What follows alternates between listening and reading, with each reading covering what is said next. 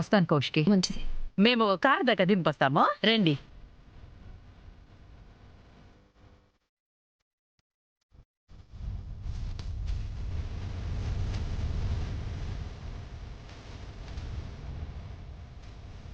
బాధపడకు దాత్రి. తాయారు కావాలని నీతో అలా మాట్లాడింది. నిషి నిన్ను బాధ పెట్టాలని ఆంటీ గురించి అలా అంది. తప్పు చేసిన వాళ్ళే, అవినీతికి పాల్పడిన వాళ్ళే మా అమ్మ నిజాయితీ గురించి మాట్లాడుతుంటే తట్టుకోలేకపోతున్నాను కేదార్. మా అమ్మ డిపార్ట్మెంట్ కోసం తన ప్రాణం ఇవ్వడానికి క్షణం కూడా ఆలోచించలేదు. అలాంటి మనిషికి దక్కాల్సిన గౌరవం ఇది కాదు. ఆవిడ చావు మోయాల్సిన నిందలు కావివి. అసలు ఆ మినిస్టర్కి ఏ అర్హత ఉందని మా అమ్మ గురించి అలా మాట్లాడింది. నిజం ఎవరికీ తెలియదనే ధైర్యం జగదాత్రి. 20 ఏళ్ల ముందు జరిగింది గతంలో కలిసిపోయిందని నేను నమ్మకం. నిజం మళ్ళీ మళ్ళీ చెప్పకపోతే, నిరూపించుకోలేకపోతే ఇదిగో ఇలాగే అబద్ధం విర్రవీగుతుంది. అందుకే కష్టమైనా నా ఛానల్లో నేను నిజాలే మాట్లాడతాను. ఎందుకంటే నిజం మాట్లాడడానికి అవకాశం ఒక్కసారే వస్తుంది. అప్పుడు నిజానికి గొంతు ఇవ్వకపోతే అది శాశ్వతంగా మూగపడిపోతుంది.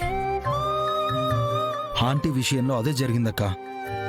20 ఏళ్ల ముందే డిపార్ట్మెంట్ ఆవిడ మర్డర్ని ప్రశ్నించుంటే నిజం ఎప్పుడో బయటపడేది. అప్పుడు వాళ్ళ ప్రాణాలకి భయపడి మౌనంగా ఉండి మా అమ్మ డ్యూటీకి మచ్చ తీసుకొచ్చారు దినా. జరిగిందానైతే నేను మార్చలేను, కానీ జరగబోయేది మార్చగలను. మా అమ్మని ఎన్ని సంవత్సరాలు ఎలా చూశారో మార్చలేనేమో, కానీ ఎలా చూడాలో చెప్పగలను. అది మా జగదాత్రి. కష్టం దగ్గర, ఏడుపు దగ్గర ఆగదు, ఆగకూడదు.